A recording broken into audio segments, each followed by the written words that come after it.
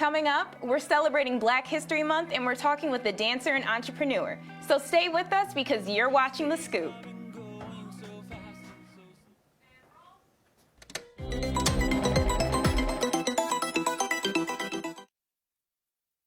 Welcome to The Scoop, your one-stop show for all things entertainment news. I'm your host, Marilyn Parra.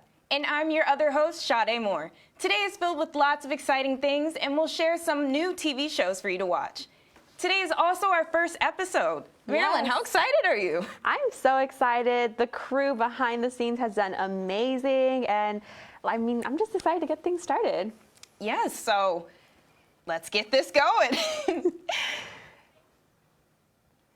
Yes, first up, let's kick things off with the highly anticipated series Fresh Prince. It's a reimagining of the OG series, The Fresh Prince of Bel-Air. The first episode of Bel-Air premiered on NBC's Peacock this past weekend. Now, Bel-Air is interesting because although it follows Fresh Prince's original storyline, it is distinctly a drama. That's right. The show was created to give more of a realistic view of Will's struggles with starting a new life, all while taking place in a modern-day setting. Take a look at the trailer and check it out for yourself. This time we'll try to make you forget who you are and where you came from. Don't let it do that. Damn! Jeffrey Thompson, house manager. 10 years is a long time. Let me show you around. Where them dimes at? Hillary. Let's go find you something fit for a prince.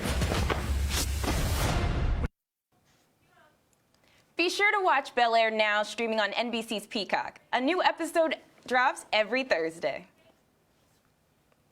I have not watched Bel-Air yet. I need to get a Peacock subscription because everything's going on Peacock now. Have you watched it? No, I haven't, and I really want to because I don't have a subscription, but growing up watching Fresh Prince, I've always, loved the show, so something that's new and improved, I'm excited. I am, and Will Smith is a producer now on the show, and I know him as a funny guy. I know everyone does, and now he's putting dipping his toes in a little drama, so I'm excited. I know, it would be interesting too if the new Will, if he's gonna rap, Oh, I'd love to see that because I love rapping. It's one of my little hidden talents, you guys. Now, who doesn't love binge watching their favorite television show after a long week? I know I do. I do as well. And did you know that season 2 of Love is Blind is already on Netflix? The show is conducted as a social experiment to test whether or not people can fall in love with personality alone and whether that love will last. Single men and women are brought together on dates, taking place in pods where they cannot see each other. What's interesting is that the contestants must be engaged before they can finally meet in person. Here's the trailer for Love is Blind. Check it out. Welcome to Love is Blind. The pods are officially open.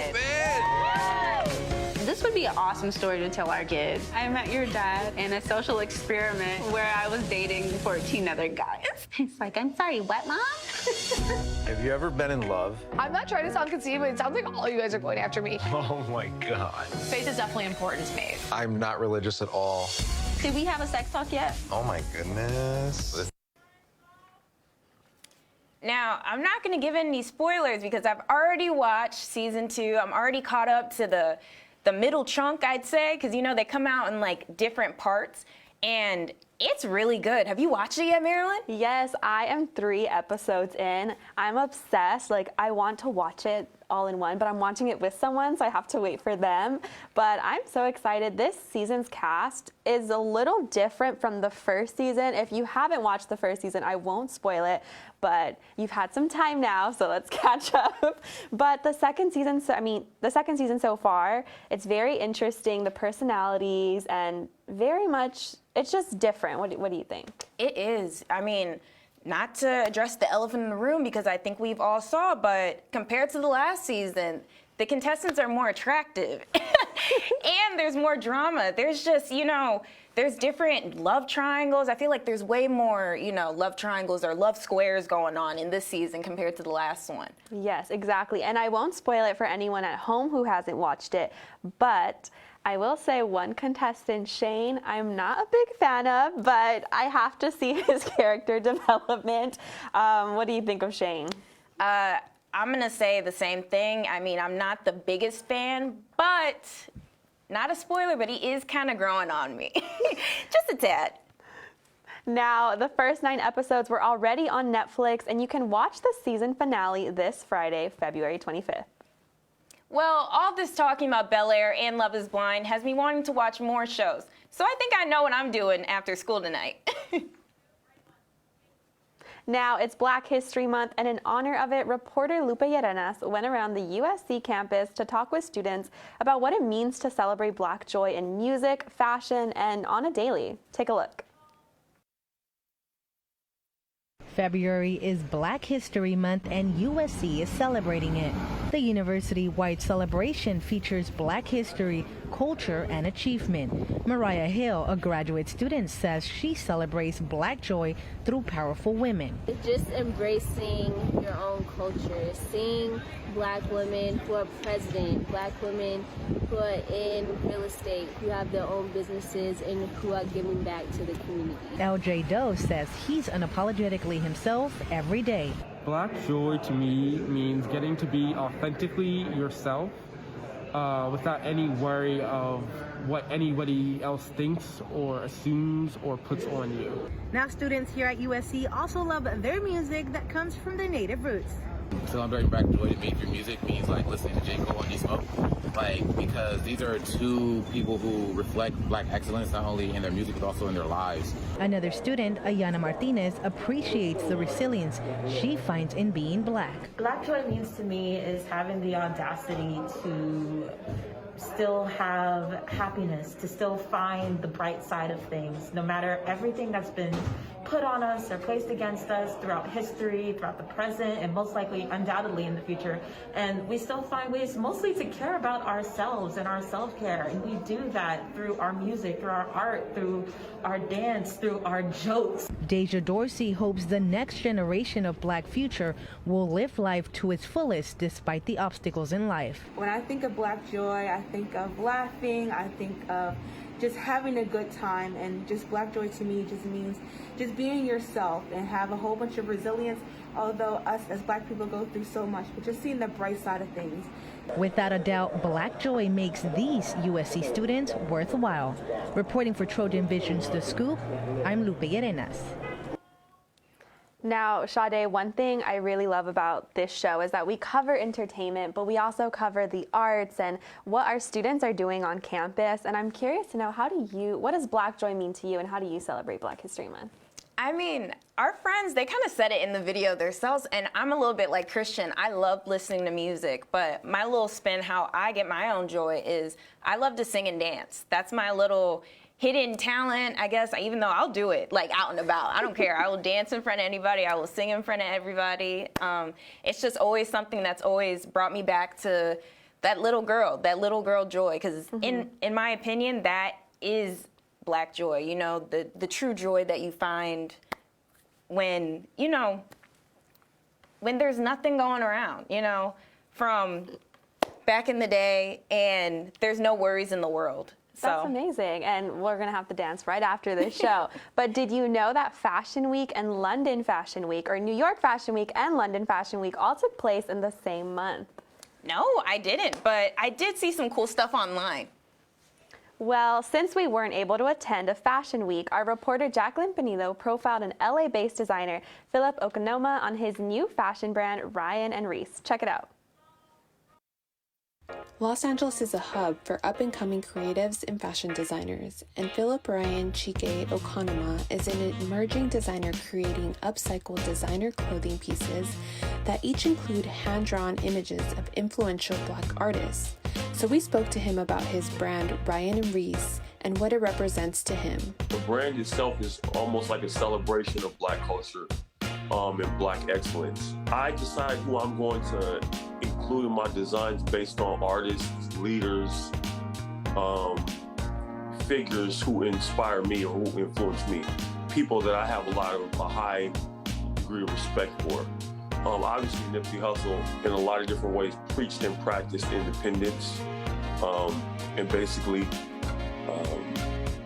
building, spending, circulating your own dollar in your own community. And that's something that I've always appreciated about his messages. Ryan and Reese has only been around for 5 months, but already they are making big strides and getting noticed in Hollywood. It is growing. I've been able to connect with some amazing people. Just this past week, I was able to make 5 custom pieces for some of the actors on a new show called Bel Air. I'm so glad that I was able to do something for them, to provide in some way. You can purchase a custom Ryan and Reese clothing item either online or at various LA flea markets. Where you can find me is in person, and I'm at the Melrose Flea Market. I'm there most often. I'm at Black Market Flea, and there Black Market Flea is every month. And that's a market where you can, you know, you're going to be interacting with all Black vendors. And then there's a couple of other markets that I'll be doing soon, starting this month and next month. I don't know what's coming. I don't know what's going to happen in the next year, 2 years. But I'm doing a lot, you know. And mind you, I'm a lawyer. I work for the Public Defender's Office, and me being able to do this for Black culture, for me to do this for the disenfranchised, for me to do this for the purpose of educating, edifying, and enriching individuals. A big part of my purpose for being here is just being a voice. And I can be a voice vocally, and I can be a voice artistically. I can be a voice design-wise. And what I'm trying to do is my best at all of those things. Reporting for The Scoop, I'm Jacqueline Pinedum. That was so dope and inspiring. So, Marilyn, what did you think of Philip and his brand? I loved it. I loved his idea of just putting these figures that he really looks up to, especially Black History Month, that the community looks up to in fashion. And I heard that he designed some clothes for the actors in Bel Air, which we were just talking about, which is amazing. I love seeing artists get recognized for their work and given these big opportunities. What do you think? Oh yeah, it's something that when we finally do sign up for Peacock, we'll be able to Yes. we'll be able to check it out. We'll be able to be like, oh, we know that's Philip. Right? If I see a Nipsey shirt, a Tupac shirt, I'm like, yeah, that's Philip. Mm-hmm. I know him, but I don't know him. Yes, and rest in peace to Nipsey, rest in peace to Tupac. Yes. That was a great conversation with Philip Okonma. Can't wait to see more of his stuff. Yes, same here. Well, now we're going to take a quick commercial break, but don't go anywhere because we have our special guest, dancer and entrepreneur Nina Gumps, coming up next.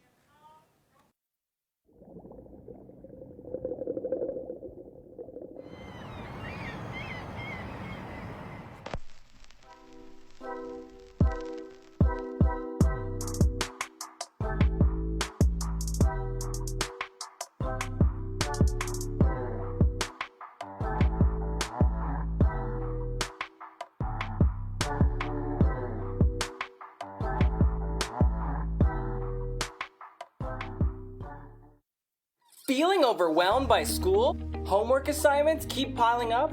Crippled by existential despair? Caffeine not cutting it? Well, then I have a solution for you. Procrastination. Wow, so how does it work? Simply take your work and stop doing it. Play video games. Go on your phone. Endless possibilities. Boy, howdy, do I feel relaxed. Thanks, procrastination.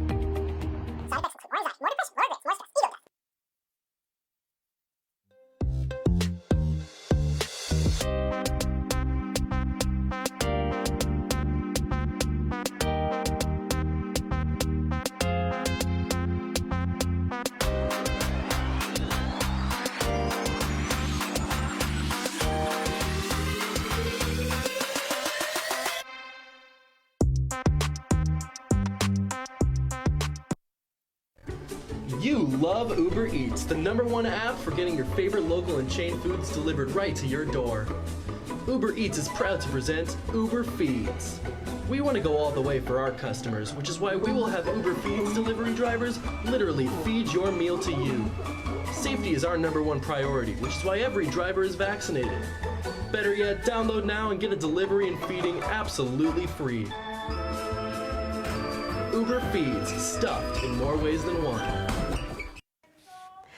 Welcome back to The Scoop. We have a special guest in the studio with us today. Sitting across from me here is USC student, dancer, and entrepreneur Nina Gums. Welcome to The Scoop, Nina. Thank you so much for having me, Marilyn. I appreciate it. You look amazing. Thank I've you. heard so much about you. Now, I believe we have some footage of Nina in action doing what she loves. Let's check it out.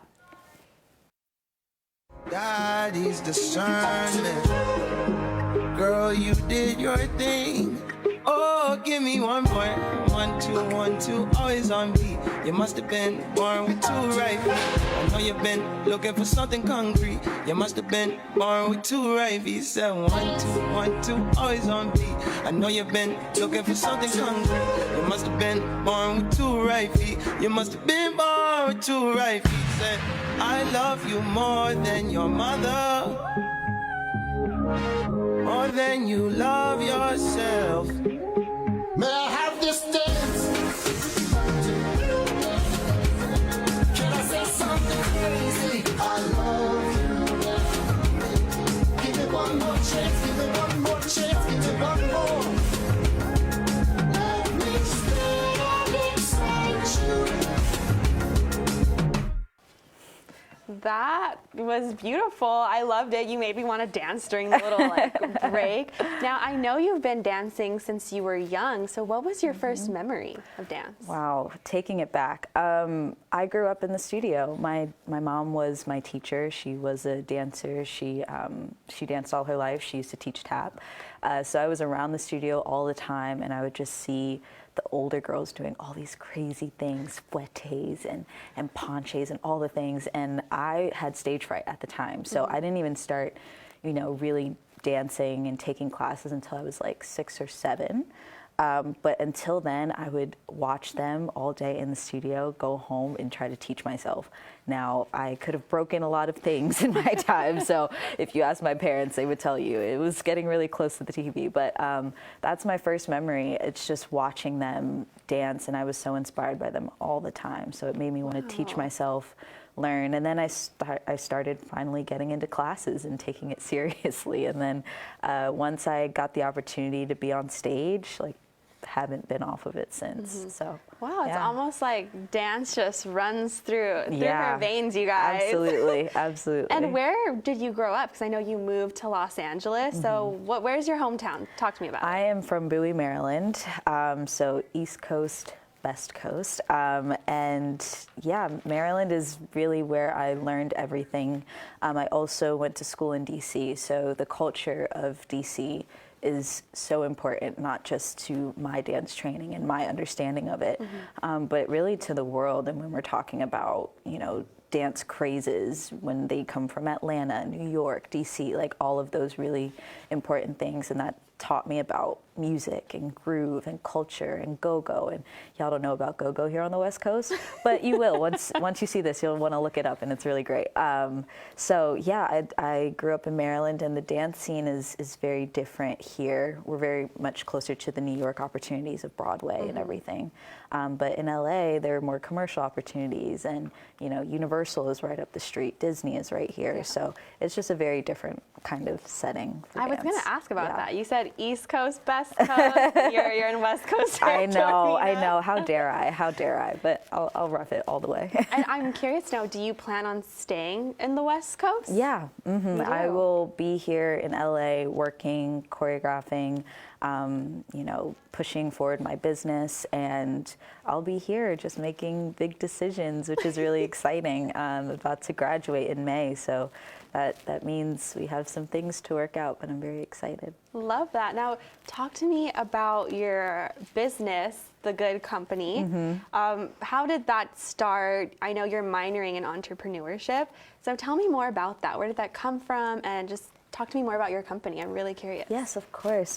So Good Company Enterprises was started mid-pandemic when I was sitting down, everything was kind of shutting down. Everyone was closing, including Broadway, including the things in terms of the arts that we really think are movable almost. And I really had like a moment. I was like, am I going to be able to afford my rent? Yeah. Am I going to be able to afford the things that I want to do in this life? That's a scary feeling. With the thing that I love to do. So it's not just passion, but it's realizing that this is an entire industry, millions of people, $45 billion, industry that is being poured in by people who wake up every day, train every day, and make things happen for these bigger industries. And I just decided, I said, well, I think there's something there. And I didn't know really what that meant. I didn't know what I wanted to do, but I just knew I wanted to fix the world at one time. So I started doing my research, and thankful to my manager, Bobby Shields, and he said, well, maybe you should start a business. So I made an LLC, Good Company Enterprises, and what we do is we focus on consulting and choreography and education. So I speak with different artists, whether that be other dancers or people who want to choreograph or be directors or anything where movement is required and they're going to have people on set. We need to make sure, what are we stepping into? Do we have a call sheet? Do we have all of those things that are systematic to help the process? So everybody leaves paid on time. Everyone had a great time. The project looks great. All of those things. So that's how it started, and I just help people where I can, and it's great because I am still in school, and I have clients who come back to me multiple times. I'm getting new people in different industries, which is really great, but we're just really trying to build a better culture through choreography, through education, and it just doesn't stop right in the classroom. It's like consistent. So that's so cool. You're Yeah. a dancer and she's a boss. I mean, the list goes on. Thank you. It is Black History Month, and I want to know, I mean, how are you celebrating it as a dancer? Is there things that you do, and what do you do in the dance community to celebrate? Yeah, every day is Black History Month to me, and I got to speak with some of my professors last year about it, and they said the same thing. Every day is Black History Month.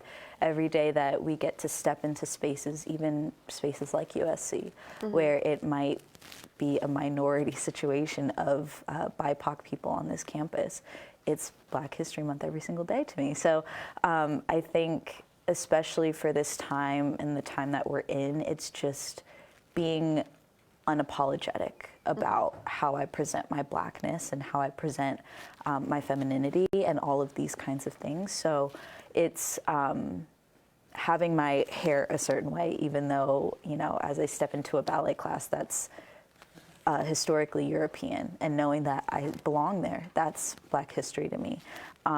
Playing my music that speaks to the soul, trying to understand the roots that I came from, understanding hip hop to not just where it is today, but where it started and how it started, and the teenagers that started it in the Bronx. All of those things really contribute to Black History Month, how I live my life as a 20-something living in this world. And so really every day is Black History Month, and I'm here for it. I love it. And so you would say that through dance, has it helped you learn more about your culture? Oh, 100%. I think growing up and how I was trained, it started with the music, and it's starting with the music helped me to understand the people who were speaking that music, what was happening during that time. And then I just became a whole jazz nerd. And so all of the things that come with that, and music is a part of history. It's like it's always there. Through every time period, 20s, 30s, 40s, 50s, there's distinct music behind that. And then there are people who had to dance as a result of it. And through dance, I've been able to connect with people all around, not just LA, not just in Maryland, but all around the world. And it's been such a blessing because then you understand different cultures, and knowing that what we experience here in the States isn't always what people get to experience outside of the States.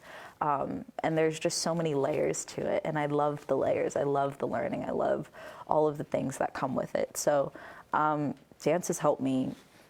Dance has taught me a lot about who I am. If I would not be sitting here if it wasn't for that that gift of dance. I love that you said around the world. Yeah. It's just there's different cultures, different dance styles. So Mhm. you're well versed in everything. I want to know, do you have a favorite dance genre? Yeah, I would say jazz has always been my backbone. That's where I started my dance training, and although I've learned more things over the years, it always started with jazz. I love jazz music. It's so crazy all the time, and I love it. So jazz, musical theater has always been my favorite, but I've dabbled in a lot of different genres, and I am really passionate about learning new ones and always being a student in life and in dance. So what other genres may come up, I'm really here for it. Like, I really want to know everything if I could, like everything. So. I give you props because dancing is not easy. I remember when I was young, my mom signed me up for dance classes, and I thought, okay, the first dance class, I'm going to come out knowing everything. Yeah. And I did take jazz, and I took tap, and I just remember thinking, like, this is not for me. But I love the tap shoes, though. I love hearing it. Yeah, I mean, that's how I got my start, too. My mom was my tap teacher, so we talk about rhythm, talk about jazz and rhythm. It's hard. I love that. It's like hard. that mother-daughter bond, but then also through dance. And how does your mother feel about all of this? She's been, I guess, training me for the life that I wanted to live for a long time. So even over the summers, she would encourage me to get out. Like, you know, if financially we had the opportunity to, we would go to New York, and I would start just going to take classes and take my summers and take 6-week programs and all of those kinds of things, because it requires you to get out there and be okay with being by yourself and taking something new on. So she encourages me every day. If I want to do something, she's like, okay, let's see how we can make it happen. And yeah, she's my biggest support. I love that. Well, I can't wait to see you continue to shine your light throughout the world. I mean, that dance reel looked amazing. Thank you. I can't wait to check it out more. And where can people find you? Yes, you can find me on Instagram and on my website at goodcompany.enterprises.com. My Instagram is Nina Gums, and also my company's Instagram is good_company_LLC. We have a show coming up in May 1st, so be on the lookout for that. Amazing. Thank you so much, Nina. Thank It you. was so great talking to you, and I just can't wait to see what you do next. Thank you so much. Thank you so much for joining us. And well, our first episode of the semester has come to an end. I know you're sad, but if you forgot my name is Marilyn Parra, and we'll be back next week, same time, same place. So from everyone at The Scoop, thank you for watching, and see you next time. Thank you.